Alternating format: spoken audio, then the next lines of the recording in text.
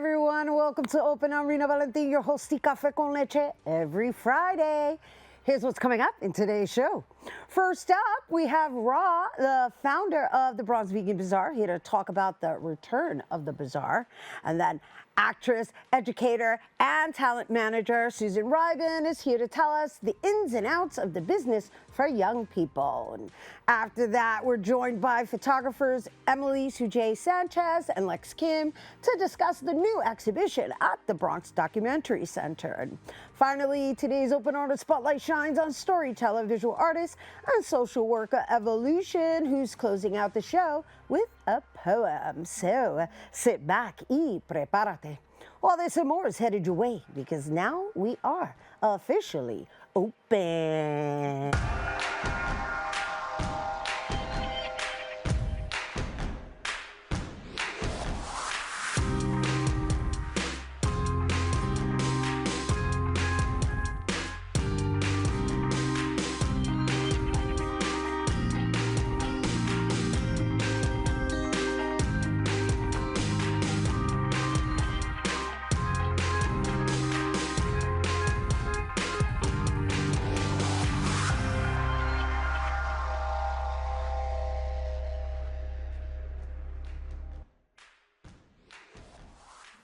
Hey everyone, and welcome to Open. I'm Rina Valentin, your host, Café con Leche, for the next hour, inviting you to get social with us, online that is. Follow us on Instagram at Bronxnet TV and like us on Facebook at Open Bronxnet Television. Of course, while you're there, don't forget to follow moi on FB, Instagram, Insta Stories, Threads, and LinkedIn at Rina Valentin. Bueno, what began as a small community market in 2020 has grown into the Bronx's premier vegan food expo, attracting more than 150 local vendors and welcoming over 15,000 Bronxites from across the borough. That's right. We're talking about the return of the Bronx Vegan Bazaar, a vibrant, inclusive community that celebrates plant-based living and cultural diversity, showcasing local vendors, artisans, and entrepreneurs who are passionate about veganism. And the best part is the Bronx Vegan Bazaar is returning this spring to the Andrew Friedman Home. And here to tell us more about the new season, we welcome back to Open, founder of the Bronx Vegan Bazaar, Ra. Hola. Welcome. Hola, Bella. How are you? Oh my gosh, we're so happy to have you back. Thank you. Post-Prego. Congratulations on becoming a mom. Girl, thank you. Thank you so much. I mean, we had you on when you were Prego, right? Last year, we started this whole partnership, this beautiful alliance with us here on Open, and it's exciting to hear about your expansion and also the new season. Talk to me about it. Yes, thank you so much for having us. The Bronx Vegan Bazaar was a little, I was a little concerned whether or not I was going to bring it back, especially being a new mom now, you know, because it is a lot of work. But we only have 4 events this season, March, April, May, June. And it was like the pieces just came together very easily. So we were like, you know what, let's rock out. We have about 5 food vendors, 2 dessert vendors, 3 juice vendors, and a couple craft sustainable vendors. And then we also have Bronx Eats, who's offering complimentary produce, which is a very important part of the Bronx Vegan Bazaar. And then we have some programming. We have Vegan Solicious, who's not from the Bronx, but she's been an excellent role model in the vegan community. She's going to be doing a book signing, and our girl, Liana Blount from Black Week and Vegan, also doing it in April. So we have some exciting things coming up this season. Yeah, I love that you mentioned her because we did feature her on behalf of the Bronx Vegan Bazaar in your segment, and the last time she was here, she mentioned something about having a spot now at the airport. Yeah, she's looking forward to that. I'm not sure if she's actually doing that. She's been doing a lot of travel, but she's still very committed to her community and still offering, like, I think meal prepping and things like that. Yeah, so I want to introduce you to our audience from the perspective of our alliance, right? So we've featured various individuals on behalf of the Bronx Vegan Bazaar. I think it was a beautiful partnership that we formed, and we love everybody that you sent our way. And I think we're going to show some photos of some of the past appearances that have been made on behalf of the Bronx Vegan Bazaar. And what I really love about it was the diversity in people you chose to showcase. Yes. It's not just about the food, it's about the actual culture of being a vegan, right? I remember there was this one individual you shared with us. Yes, I was just going to say, what is it? The vegan... V-locator. The V-locator, which basically identifies different vegan spots that are maybe under your radar, right? Mom and pop shops that are in your location. And you don't know. Yeah, I love that. I really enjoyed having him, and I think it's a wonderful concept. And then after him, we had... this is Gracie from Gracie's Kitchen, who you can now find at the Bronx Terminal. Oh, nice. Yeah. So now she has her own kiosk. Yep. She's offering, she's also returning to the Bazaar this season as well.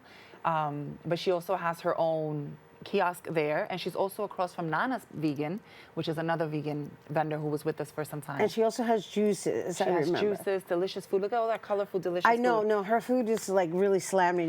You even forget that it's vegan. Yep. And she also has non-vegan options. So yes. It's a one-stop shop. You can go and explore both things there. And then who else do we have? Oh, we have whatever. It doesn't even matter. It just looks good. Nate. So Nate and his brand, They Tribe, and I love that you acknowledge the fact that that we have a diverse collective. He is up and coming, and he offers medicinal juices. That's what I want to call them. Yes, because he's the one that also makes the soursop juice. Yes. Yes, I remember. Delicious soursop juice. My son loved it. Soursop and cherry, like, come on, it was delicious. Yeah, he knows how to combine them, and soursop is really, really good. Guanabana. Yes, yes, yes. And so what else do we have? And then there we have Black Rican Vegan. Yeah, she's definitely been a very big support to the community, because it's so important for the community to understand that half the things you have in your kitchen are vegan, are plant-based, you know, and it's so easy to make that transition. And we're not telling you to stop doing what you're already doing. Continue to be who you are, you know, because so much is tied to culture when it comes to food, but we're encouraging a more plants on your plate. That's what we more want. Plants and health conscious, and then understanding what the combination should really be, right? Because, you know, you go to the doctor and they say you're supposed to have a little bit of... It's true. Did the giggle. But it's true. They'll show you like this whole plate and you're like, okay, that's nice, but we eat a certain way already. Right. So how do we incorporate that with plants? And that's why you have these diverse vendors that come forward. Gracie, African. Black Rican Vegan, Puerto Rican and Black. You understand? So it's like, this is us, you know? Yeah. V-Locator, the fact that he's offering us these type of, it's like basically a Google for vegans. And I want to just acknowledge the fact that a lot of us have been vegan for quite some time. Vegan is an ethical approach to living a more... this yes, is excellent. I'm just like, oh, wait a minute, I forgot about her. You can't forget about that. Oh, my gosh. That was so special because we were able to give you a birthday cake. That was my birthday episode. Yes. Okay, and I had vegan cake that didn't taste any different than cake. Right. And she knows how to make them. Right. I'm going to tell you, her combinations, you put cinnamon on anything for me and I'm good. She's also returning this season because she's built a really nice clientele in the Bronx. Her cookies are phenomenal. The cookies cut off in the image, but I'm just saying, like, she really, what's the name of her? Karina, isn't she lovely? Isn't she lovely? And she wanted to give you such a beautiful layout. That morning, she was just like, I want to give her this, I want to do this. She was so like, it was so special. So thank you for letting us do this. And I can assure you, it was delicious. Yeah, as a matter of fact, I even ordered another one. That was on air, and then for the party, we ordered vegan cake because it was that delicious. Yeah. So and now that leads me to the influence and the impact you've had on the borough, especially with the Bronx being considered one of the unhealthiest counties, like number 47 or something like that. Yeah, and so to combat that, the Vegan Bazaar has been put in a position where we're offering delicious food. It's not just, these veggies, because people will be like, you're vegan, here's the lettuce. No, there's so much you can do with food, and it can still be healthy. For example, like these things that we have here. All right, let's talk about the things that we have here on the table. These are I'm sorry, go ahead. No, because you brought me these gifts, and what I found most fascinating is that you refer to them as teas, and some of them have vegetables in it. Right. And these are almost like ingredients that I think everybody has in their cabinets. I love what you said earlier. You said she made this with spices. And it's true, and it's ingredients and vegetables, and that you can drink your water this way, you know? And again, the Bazaar was designed to teach people how to play with your vegetables, you know, learning new things with your vegetables. So you have here a thyme and jalapeno. Okay, so I just want to pull it up in case the camera can. So this ring is thyme. fabulous. Okay, here we go. Right here, thyme. With the ring. Yeah, with the ring. But really, it's about the thyme and the jalapeno, which is a very fascinating combination, right? So it's got a little kick to it. It has a little kick to it, so you want to dilute that, but it supports respiratory, it's antimicrobial, so it supports your immune system, it boosts circulation, and it clears congestion. So do you think I should drink it without sweetening it? Some people would add some honey to it, but I'm going to taste it. These are mine. That's why I'm tasting them. and this should be warm, but I've been on the road, so. I don't mind it at all. Right, it's like sophisticated. It's I don't think it needs to be sweetened at all. I agree. Yes, and then there's the medicinal aspect to it. Right. What you're doing, right? Because when you drink something warm, it goes directly into your system. And directly, the body doesn't have to stop. It doesn't have to slow down to warm it up. It just goes straight into what the body needs. Okay, so which one are we going to do next? Well, you grab this one, so let's do the we'll do the lemongrass and ginger, right? And ginger, you love ginger. So. I love ginger. I use ginger in everything. I use it in my cooking. I drink it first thing in the morning, but you're introducing me to something new here. So take a swift of that. Take a smell. Well, I love ginger, so it's like that's a no given. But what else is in there? The lemongrass. Lemongrass. Yeah. Okay. So we're used to using lemon, but lemongrass is also antimicrobial. It supports your immune system, and digestive health, and it's just nice. You see how refreshing that is? It's so nice. That was absolutely my fave so far. Well, I love ginger. Yeah, you do. And it's so good for you. It's so good for your immune system. And now this is the okra water. The okra water also has a jalapeno because I want to add a little kick to it, but this is a thing. This is a little slimy, so just be mindful because it's going to be, you know. Okay. You can strain this and just add anything else you want to it. It doesn't have much of a scent. Okay. Now this for me seems like it's an acquired taste, but just in the scent, I'm like. It shouldn't have much of a scent. Well, okra is also an acquired taste, even as a vegetable. It really is. But it's got so many benefits, especially with lining your intestine, which a lot of people in the Bronx, like you said, suffer from IBS. Yeah, you see, it has that like. Yeah, it's a little sticky. Thanks for the forewarning. So you want to like strain that and have it, but that is great for like to clean you out and for actually, yes, digestive, but also for your female parts. Really That's good. I love this, and thank you for bringing it here and educating our viewers in a short form. And this these are workshops that you offer at the Bronx Vegan Bazaar as well. Right. And this could be perceived a little extreme for us because we're used to eating arroz con habichuela, fried chicken, and things like that. So at the Vegan Bazaar, you get to be exposed to these things through fried oyster mushrooms, through rice and peas, and maybe some seitan barbecue ribs, tips, you know? So it's like food that's familiar to us. It's very tasty, but it's still vegetables that you can find immediately in your own kitchen. All right. And you already went through the whole calendar, but we're going to be featuring somebody from Bronx Vegan Bazaar once a month after today. So we thank you for initiating your new season here with us and bringing me these lovely gifts. And I just want to thank you for creating that platform for us because it's so necessary to communicate that and to have a platform like this where people can be exposed to it. It's wonderful. So thank you for promoting unity in the community and sharing this.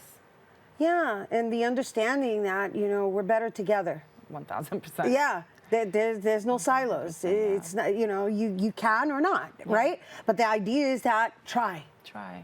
And here, it's accessible to you. All right, thank you. So thank you for creating that platform. Thank you. All right, everyone, raw, woo! Vegan Bazaar. All right, Launch once 18th. again, founder of the Bronx Vegan Bazaar. And if you're interested in anything we just discussed and anything related to the Bronx Vegan Bazaar, it's happening once a month, beginning March 18th from 4 to 9 p.m. at the Andrew Friedman home, located at 1125 Grand Concourse in the Bronx. And for more information, for the upcoming events, the calendar, as we mentioned, it's once a month, you can visit thebronxveganbazaar.com or follow them on Instagram at the Bronx Vegan Bazaar. All right, stay tuned. There's more open when we return.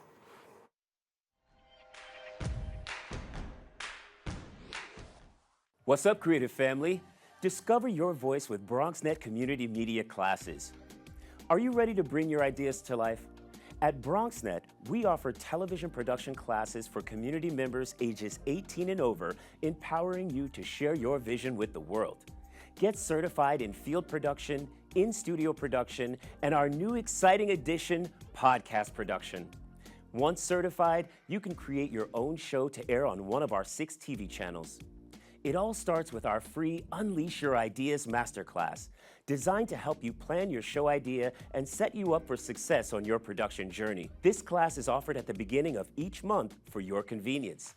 Our dedicated Bronxnet team is here to support, encourage, and uplift you every step of the way. Join us and become a part of the creative force that engages and inspires the Bronx community and beyond. Sign up today and start your media journey with Bronxnet. Visit bronxnet.org/education to learn more and register. Let's create something amazing together.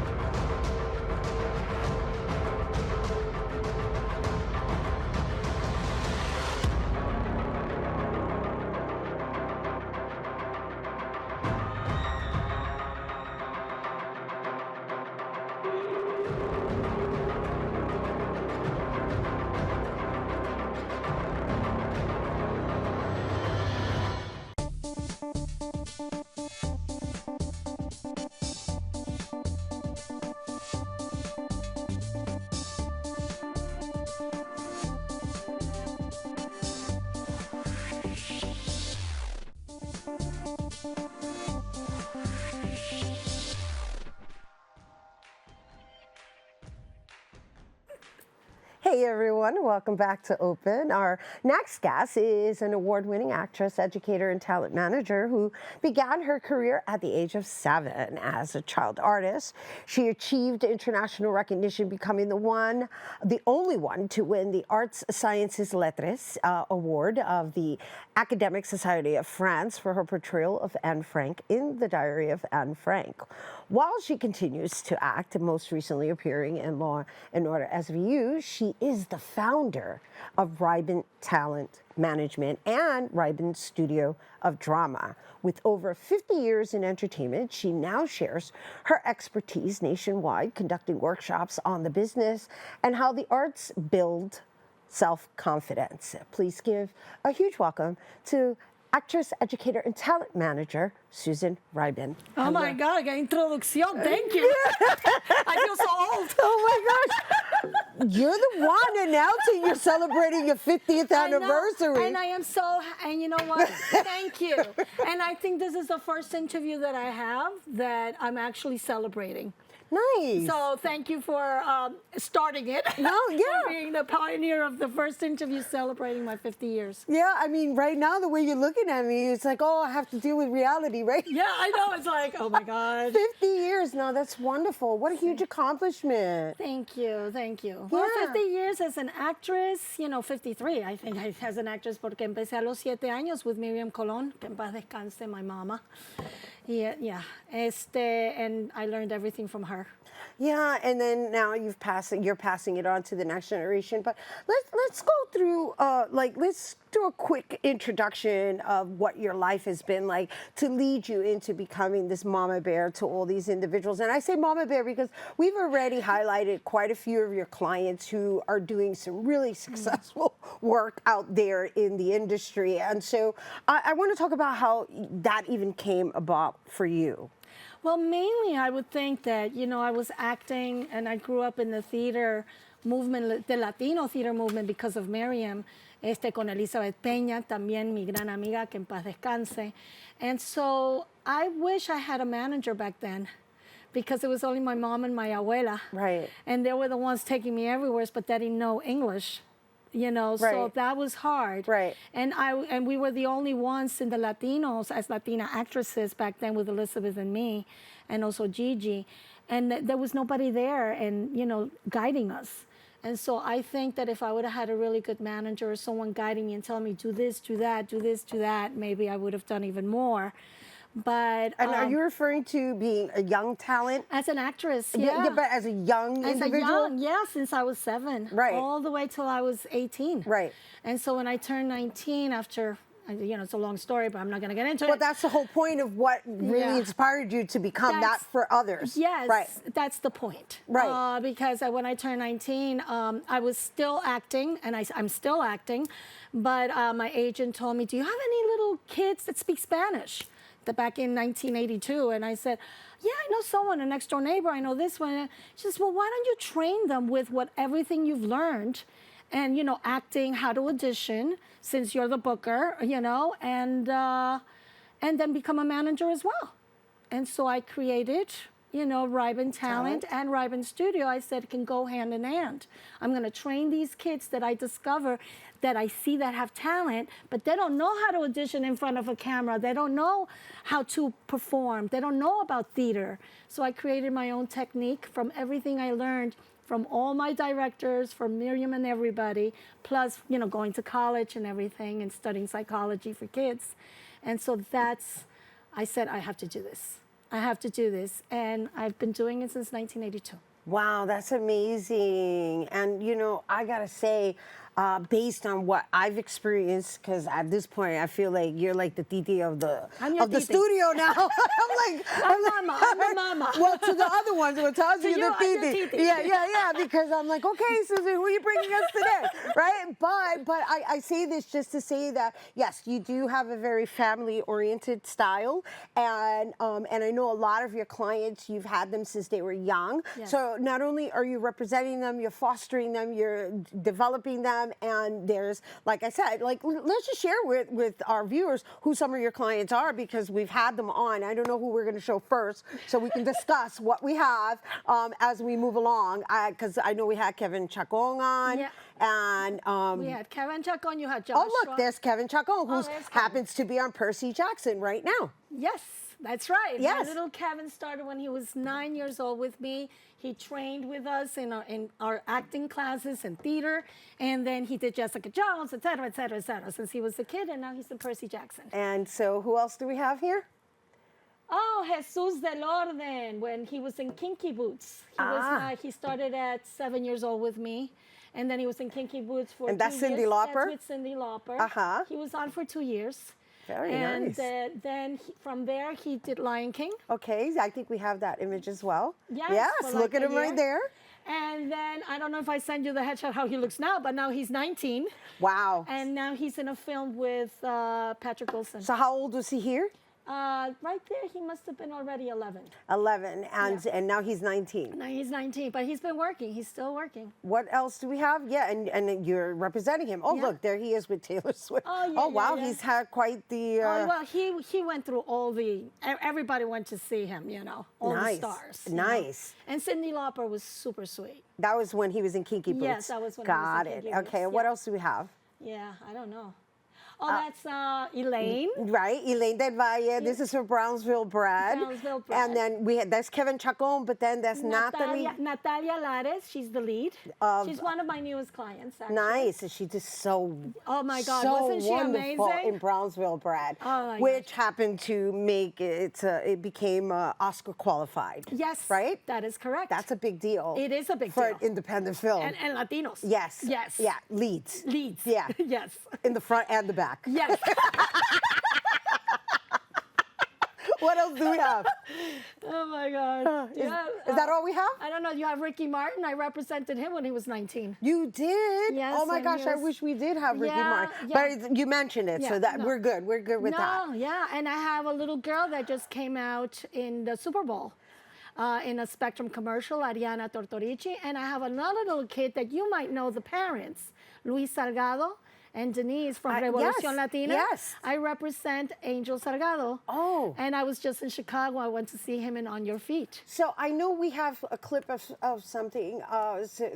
We were going to ask you, what are some of the roles your clients have gotten. I don't know if those are the ones that we're going to show, but if we could show that, then we can have a conversation about what we're looking at. Guys, do we have that? Which one? I don't know. We're going to see. Surprise, surprise. Yeah.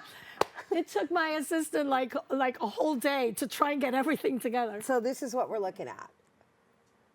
Oh, no, that's another client of mine, Andres. Andres Heinz Peter said that's when he was in Law and Order. And then that's Jesus. Right. In Lion King. Oh, that's the reel. That's the success stories reel. Okay. Yes, that's him rehearsing. That's correct. At the Lion King. At the Lion King, yeah. Oh, that's Jacob Crespo, another one of my kids with Halle Berry.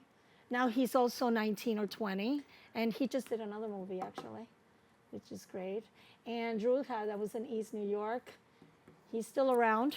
So how many do you represent? That's Nova de Leon. Oh, I'm going to send you Nova. Okay, good. I'm gonna We're send looking him. forward to getting Nova. Yeah, it's really good. He just did 2 movies. Beautiful. Yeah.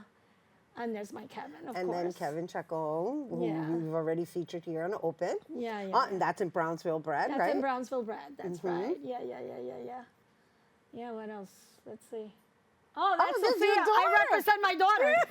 Not that I want to. No, well, But yeah, I know that's a challenging dynamic there. It is.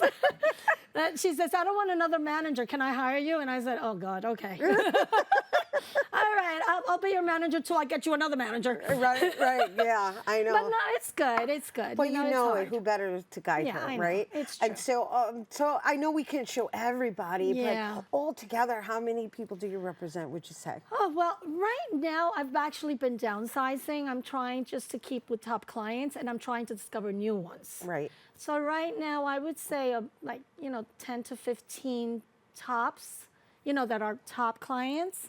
But I do have my 3 or 4 that are top that are on their way. But now I'm actually discovering new talent. I really would love to develop again 7 to 12-year-olds. Got it. Those are hard to find. You see, I'm getting a lot of teenagers and young adults because they're seeing, Kevin and Percy Jackson. They're seeing all the older ones, Jacob, all my older kids doing this. But they don't understand that it really takes time to develop. Right. It's not like it happens overnight. You know Right. what I'm saying? And I love developing kids.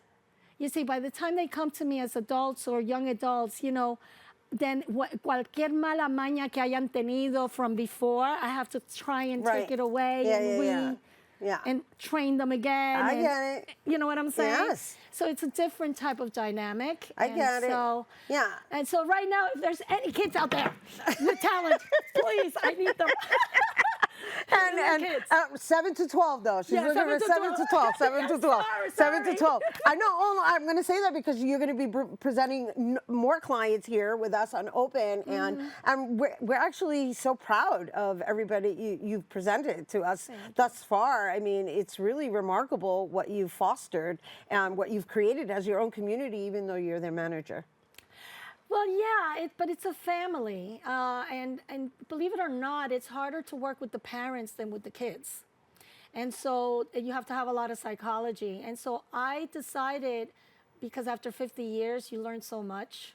I've decided that if I'm going to keep my keepers and the parents that I feel also that I can work with really well. I have another kid in the Bronx that's not in the reel that actually recently was in another film, Arichel Ramirez, shout out to him. And so it's important that parents have to understand this is teamwork. Right. And it's a lot of hard work. But not all kids want to put their acting career as a priority. Right. you know, and I don't want them to either. I think school education is number one. Right. And they should take this as a hobby. Right. But if you really love it and you have passion for it, then yes, dedicate to it and give your passion to it. But do it truthfully because you really love it. Right. Don't just do it because you want to be Famous, exactly. Exactly, because really you have to develop the skills as well. Yes, you have to. Yeah, and that's what you offer. You offer a safe space for them to develop it. It's very important. We're out of time, you know? Susan. Oh, we're out of time. I know. Okay, well, I another know. day. I know, but we can keep going. day. No, because I think what you're doing is wonderful and it's very important, and we're so grateful to you for bringing it here and for sharing it with our viewers, and for anybody who out there is looking for development, 7 to 12. She's looking for 7 to 12, and or representation. You can contact Susan Rybin, who we so appreciate bringing her clients here on Open. And once again, for more on Rybin Talent Management and Rybin Studio of Drama, you can go to rybintalent.com or follow her on Instagram at Rybin Talent. I'm sorry, we're out of time. All right, stay tuned. There's more Open when we return. 19.7% of Bronxites currently experience food insecurity. Meanwhile, instead of these nice, colorful foods, this is the best food that they have access to. If this sounds like you, there are a bunch of resources to get healthy food for free or cheap. If you want to help, you might consider donating or volunteering in one of these places. Community fridges like this one are all over the city and allow New Yorkers to conveniently donate extra food to people who might need it. Go to this link and find your nearest one. Food banks and pop-up events like these provide millions of healthy meals to families in need. These organizations are distributing meals to Bronxites as we speak and are always accepting donations and volunteers.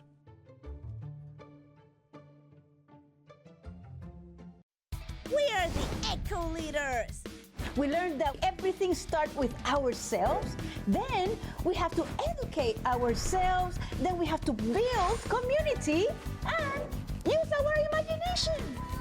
Eco Leaders, you the future to save the past, heal the planet and make it last. We find solutions with knowledge light. Venture forth, Eco Leaders, There's a new channel to explore, and it's bringing the classics back to life. During the day, relive the Bronxnet originals that sparked conversations and built community. At night, dive into the hip-hop throwbacks that defined the generation. One destination, two powerful lineups. Now playing on Optimum Channel 952, Fios 2138, and streaming at bronxnet.tv. BX Legacy, where history meets the moment.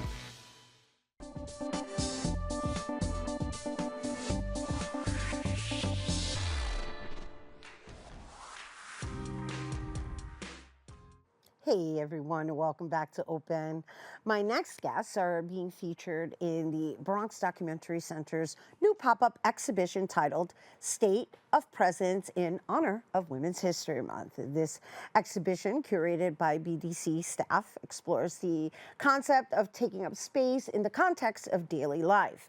By observing quiet moments, the featured images delve into themes of presence, visibility, vulnerability, and strength. And the photographs, according to the curators, capture the dynamic interplay between stillness and action. They emphasize presence as something fluid and vital, focusing on moments such as a body occupying a public space, a direct gaze returned, or a brief instance of pause. And yeah, we're going to be visualizing that in the meantime while we get to know the photographers who are being exhibited. We have two today, and please welcome two of the featured photographers in State of Presence in honor of Women's History Month, Emily Sujay Sanchez and Lex Kim. Hello and welcome. Hi, thank you for having us. Yeah, it's good to be here. Yeah, so that was a lot of like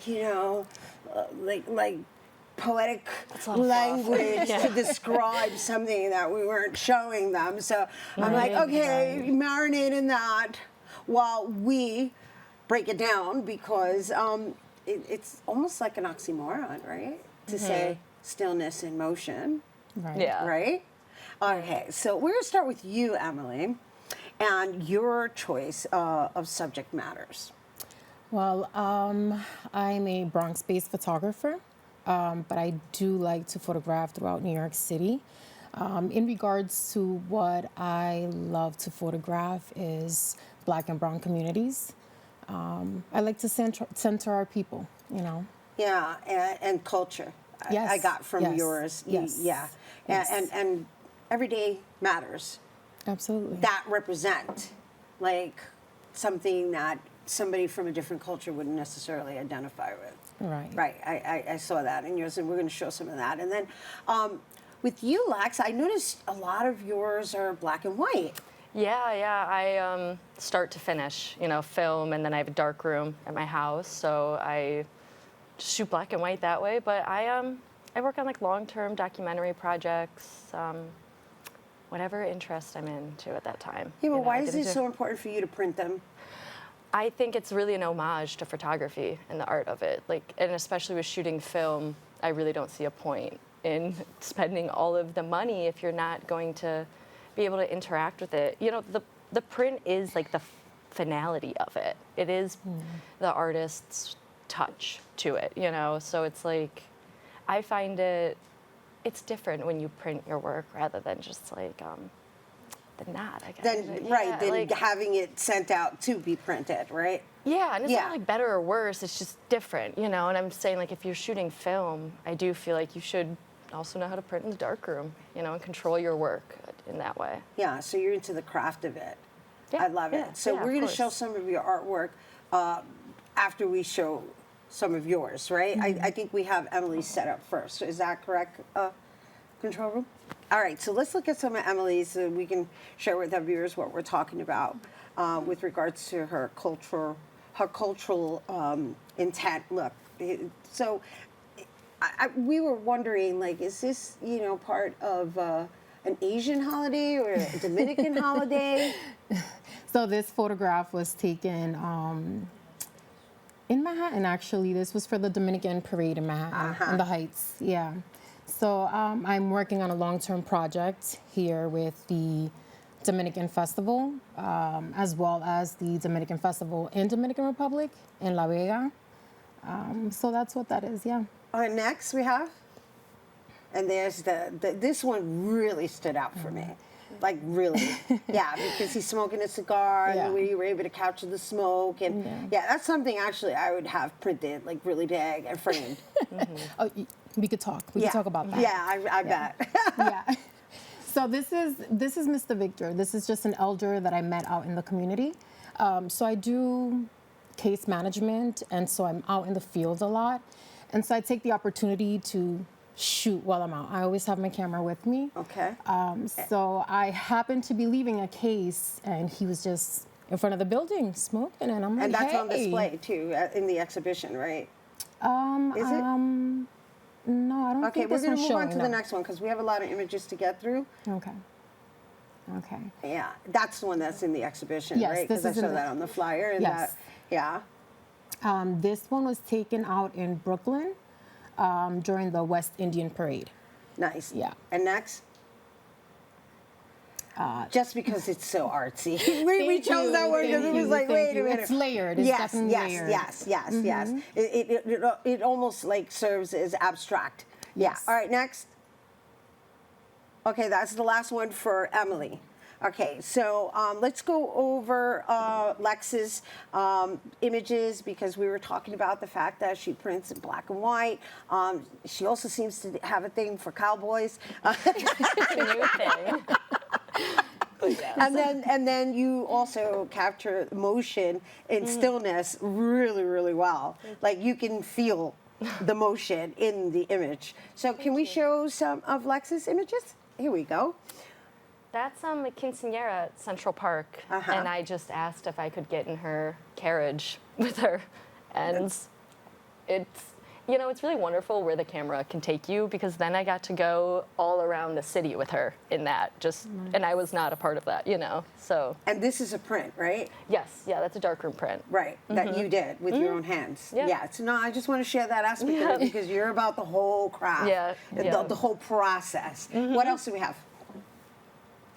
That's in Ohio, someone's gutting a deer, Oh yeah, getting yeah. ready. Yeah, I do know. a lot That's of part stuff of their with it. culture. This is what I mean. Like that's not something Exactly. that we. You know, they went out and killed it that morning, and they're Yeah. gonna eat it Ouch. and do a lot with it. Yeah. And next we have. That's in Philadelphia at a rodeo I was invited to by some bull riders that I'm following across the country right now. And this was an incredible experience. I got to be inside the arena just photographing the entire rodeo. It With was the people great. behind them, capturing them, they look like Yep. they're praying. Are they praying? They're praying before, yes. It's very religious. There's a lot of religious ceremonies before. Interesting. Mm-hmm. And what else do we have? That's in Ohio, at a rodeo, and behind him is one of the riders that was in the Philly photo that I'm just following around on Yeah. this project. But yeah, all these are darkroom prints too. Yeah, you know, I gotta tell you, your images, they definitely transport.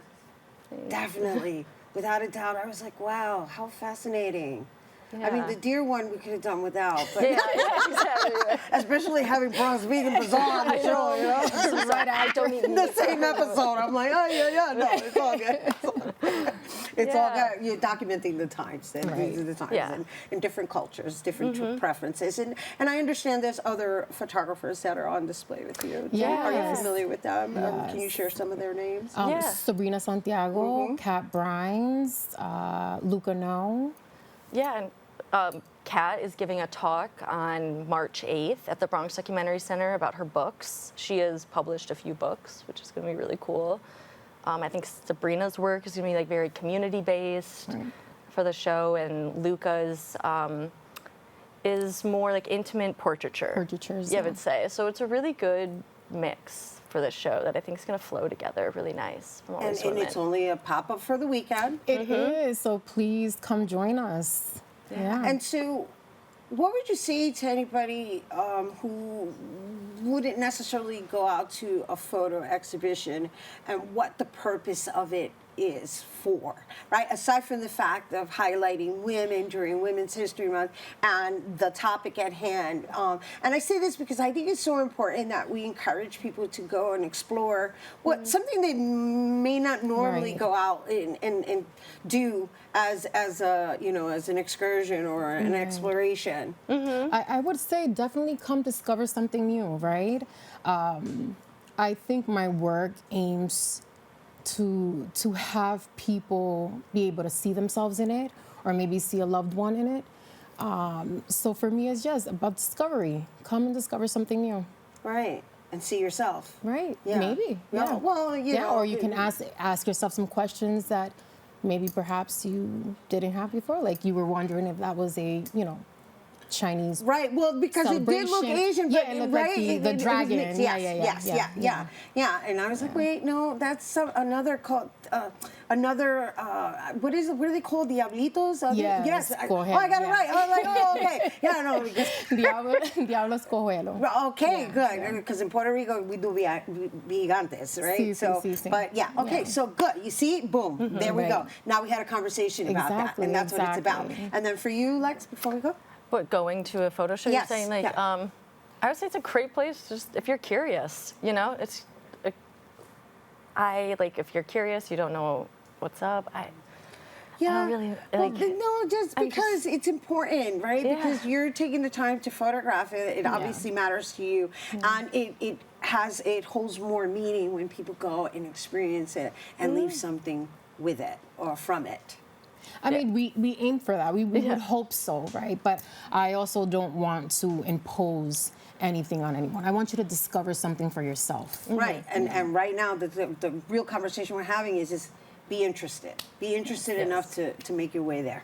All right, once again, Emily Sujay Sanchez, Lex Kim, and once again, we were discussing the State of Presence Women's History Month pop-up exhibition, which opens today, Friday, March 6th, and it's taking place until the 9th, and it's happening between 6:30 p.m. and 9 p.m. at the Bronx Documentary Center, which is located at 614 Van Cortlandt Avenue in the Bronx. For more information on the Bronx Documentary Center, you can visit bronxdocumentarycenter.org.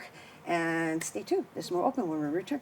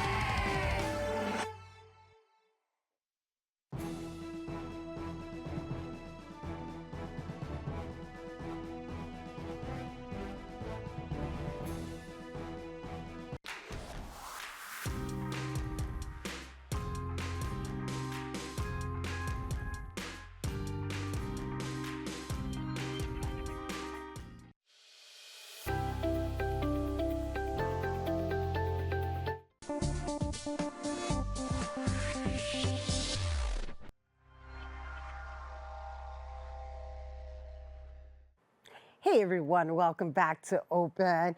So today's Open Artist Spotlight shines on a Bronx native storyteller, a visual artist, and social worker. This artist's work is dedicated to challenging Eurocentric narratives and revealing the historic truths of Afro communities. She explores her deep ancestral connections, exposing cycles of elitism, poverty, and mental health challenges. And her journey ultimately highlights the strength inherent in both knowledge and personal history. She's been featured in numerous showcases, including Poetry and Potions, Cultura Palante, The Scene, and others. And additionally, she's featured in the BX Writers 2025 anthology, Palabras Abiertas, Open Words. Everyone, please give a nice warm welcome to Evolution. I like just saying evolution.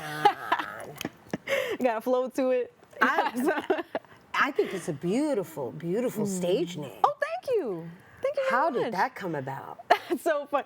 Originally, I titled myself "Live the Lyricist," and I was like, I can't always be lyrical sometimes. Sometimes I just want to exist. And Evolution I chose very intentionally because it has sort of like a anti-capitalist nature to it. It's focusing on that you are continuously on a journey of growth, forgiveness, and change.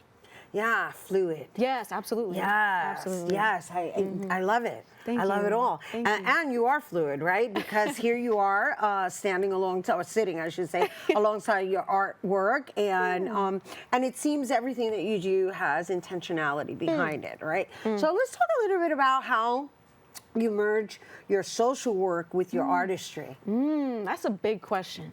And honestly, I didn't start, I wrote poetry in COVID when I started learning more things. But when I started taking a job in social work and being case manager and being an outreach case manager for people who are homeless, who are in shelters or in supportive housing, I started to learn more about the reality of our experiences, and they are very diverse. But I had to take accountability and also notice the responsibility I now have as a externalized artist. I have to now take action in what I'm learning from the people that I call family and community. We are brothers and sisters, and who are you if your story isn't shared? And we're talking about people who are very underinvested in, who are neglected, who are abused constantly, people and animals alike. So I thought it was my purpose to do that. Yeah, I read one of your pieces about homelessness. Oh. Yeah, I like that. It's very deep too, because what you tapped into is it having its own identity. Oh, yes, absolutely. I can't remember the verses exactly, but if you could just share a few, the first 4 maybe. Ooh. Come on, I know I put you on the spot. I know. Man, that's hard. Oh, no, That's I know, hard. but it was a good one. It was a good one. Because I could tell you were doing casework, and I could tell just by what you wrote. I was like, "Ooh, that's deep." Yeah, I think it was one that was in BX Writers. Yes. Come on. Yes. You give me 4 verses. Oh, damn. Okay, I know it's cool. That's hard. It doesn't even have to be in order. No, we don't need it. Just the idea. I talk about homelessness and how our disconnection and detachment as a society contributes to the consistent systemic neglect and abuse of homelessness and the community of homelessness in general. You see? Yeah. I knew you could find it. Thank you for bringing that out. I appreciate that. That's deep, though. Thank you. That's Yes. deep, and that's coming from a non-judgmental perspective. Absolutely. That mindfulness. Yeah, yeah. And so because you really do deep dives into your ancestry, how does that feed this? Because I see it all over your artistry. Really? Yeah. I appreciate that interpretation, and I'm glad it's received. This piece actually I did in college. It was a live piece. I did it in an hour, and it was sold that same day. So I had to make prints and take pictures. This one I have in my house right now. It's actually going to be featured at the Rose Garden events next Friday. It's huge. It's very big. I was in college when I did that for my thesis, and I was really focused on color, on texture, on the feminine identity and what that meant to me, and linear work as well, just being abstract, and I like lines and circles. And so, and I also noticed you use blue to identify the bodies a lot. Interesting, yes. Don't know why, though. You don't? I actually don't. I just like the color blue, but I'm sure there's a meaning behind it. I'm sure. And what about yellow? I know love we're not yellow. showing the yellow right now, but you have highlights of yellow. Yes, I And do. you have another portrait that I saw that really, the yellow is very vibrant. I think I might know what you're talking about, the portrait itself. I like yellow because it kind of reminds me of forgiveness, and it kind of gives me an aura of love and patience that I can just sit in it and exist in it. I think that's also what probably blue does for me as well. It gives a sense of identity and purpose. And so, as an artist who works in the field of social work and a poet who is, which I do want to have a conversation about, what you're going to be, oh look, there's the image of the one I was talking about with the yellow and the blue. Yeah. Yeah, and who is that? You know what's funny? I found her picture on Instagram a couple years ago. I actually drew a sketch of it on my sketchbook as a pencil drawing. And I was like, dang, I really love how that came out on pencil. I'm just going to put it on something. I did that also a live drawing at that gallery specifically. I did it in about 2 hours. Oh, so that was a live drawing? Yes, at the Bronx Nice. Art Space at Hunts Point Avenue. near Very Loretto. nice, very nice. Yeah, it was fun. Yeah, and then that's you performing. Yes, that is of me. Of course, At yes. Sanger Hall. Yeah, and so let's talk about some of the venues you've performed at. Oh, absolutely. At the Barrio, at now going to be closed. The Bowery, not Bowery. The brewery. The Bronx Brewery. Yes. I know everybody. Oh, how unfortunate. I know. So unfortunate. What a disservice They to the were community. a wonderful platform. Absolutely. Absolutely they were. It's a They housed a disservice. lot of people. Yes, and the space is outstanding. I mean, the outside and the inside is crazy. And Nico actually just wrote an article about that too. It's a disservice to the community because you are robbing the Bronx of our community spaces. But that was one of them I loved. At Barrio, at Sanger Hall in Queens. Oh my goodness, a lot. I've done open mics for a couple of years now. So there's so many. And so the piece that you're going to be performing for us today, which I found a very fascinating and very interesting title. I was like, does she suffer from this? Oh, yes, I do. Yes, generationally and personally, yeah. Yeah? Yes. Okay. Want me to explain a little bit? Yeah, just give us a little taste before we actually present it to our viewers. Okay. Iatrophobia. What inspired it, we'll say? Oh, yes. I'm majoring currently now at Hostos in community health. I took a nutrition class. I learned about, my professor in community health made us read an article on the medical system when it comes to the Afro-American people and Afro people in general, Caribbean, Latinx people, and the word iatrophobia came up in that article. It is actually a real term. It was a westernized diagnosis for those who feared the medical system, the westernized medical system especially. Yes. So I had to write about that. No, I know. I started looking it up myself. Yeah. I was like, oh my gosh, this is an actual condition. Yes, it is. I feared hospitals my whole entire life. My family does. I mean, that's why we would neglect ourselves sometimes, either because we can't afford it, we can't access it, or because we have this innate fear and trauma from it, from the oppressive systems. How unfortunate. Yeah. And it's good that you're able to write it, release it, to get it out of your mind. Because that's where the obstacle lies. Yes, yes it does. Yeah. Absolutely. I know. You and I, we can get into this, but Yes. but we're gonna Yes. present what you have to offer to our audience. Thank you. And thank you for bringing your beautiful talent, Thank you. your beautiful self. Thank you. Yes, and your wonderful energy. Evolution, everybody. Very All right, kind stay of you. tuned because when we return to Evolution, we'll be performing Iatrophobia. Yeah, that's a thing. That's a thing.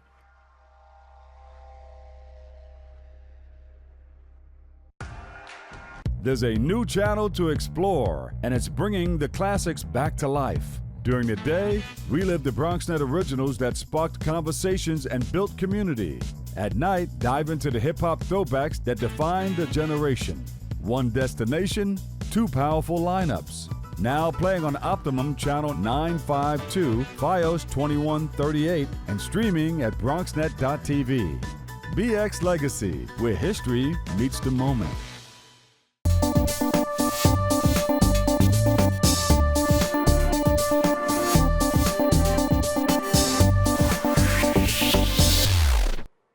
Hey everyone, and welcome back to Open. Here now to perform Iatrophobia. Let's give it up for Evolution. If bone of chicken were told to be eaten instead, the memory of marrow would ignite ingested. Through your predisposed pancreas, susceptible appetite swallowed and your esophagus rejoices. You know Etta James found her voice spitting up assimilation, and you watched your community burn right down the block and still ain't know it was you. I know them Jordans speak in languages learned from post-traumatic stereotypes. Scarce societal success pipe lined up on your forehead, so connect with your barber. I mean, don't this reflection feel familiar? That number 2 fade combo done made its way to the street. Fresh a brother is. Fresher is a brother after giving another a 1-2 fade combo. Street justice is what it's called, though. Ain't a painted fist like that bone marrow. Ain't an ocean altar. Something about walking barefoot seems too true, so you lace up them dreams. Tucked beneath tongues of weighted boots. Imagine how delicious a watermelon tastes grown from dirt without decomposed bodies. Being taught melanin carried curses, corrosive, dominant genetics, independent variable, diluting Euro dependence, our chemistry, kinetic, sung through the phosphorus pores of our skin, curved, electric, slide out of wounded wombs, sacred, scared to birth out of Western incubators because our babies become bait at the siren of their blues, muse to blushed cream cheeks. But ain't you used to your beauty being fetishized though? I mean, don't it feel genetic, like them hands of weapons constantly threatening oppression? Sister, you is a lethal weapon. So stop washing them curls out your mouth. Allow coils to grow out your chin, dig, and let your lips remember that bone marrow. Yes. Yes. Yes. Yes. Evolution, everyone. Yes. Yes. Yes. What a wonderful way to conclude, everyone. Be sure to follow Evolution on Instagram at @evolution_. And that is our show today, mi gente. Thanks to all our guests for coming through and to you, our viewers, for tuning in. If you missed any part of the show, you can check out this episode throughout the weekend and 24 hours a day at Bronxnet.tv. I'm Rina Valentin, and from all of us here at Open, may the universe provide paz, prosperity, y amor. Happy Women's History Month, mi gente. And como siempre, be loved. Adios. All right.